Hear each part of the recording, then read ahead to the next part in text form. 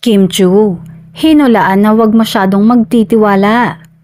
Tila tumama na naman ang mga bituin para sa kapamilya actress host na si Kim Chu matapos siyang mabigyan ng payo sa isang hula kamakailan.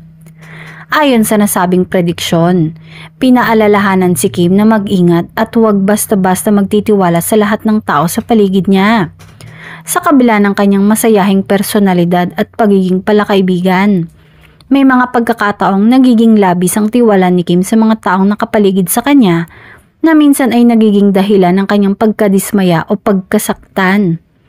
Matatandaan kamakailan ay naging usap-usapan din ng ilang personal na issue na kinasasangkutan niya. Partikular na may kinalaman sa negosyo at pamilya. Kaya't maraming netizens ang nagsasabing tugma umano ang payo ng manghuhula sa kasalukuyang sitwasyon ng aktres. Gayunpaman, nananatiling positibo si Kim Chu. Sa kabila ng mga pagsubok, patuloy pa rin siyang nagpapasaya sa kanyang mga fans sa pamamagitan ng mga proyekto sa telebisyon at pelikula. Para sa kanya, ang anumang hula o payo ay magsisilbing paalala lamang upang mas maging maingat at matatag sa kanyang mga desisyon.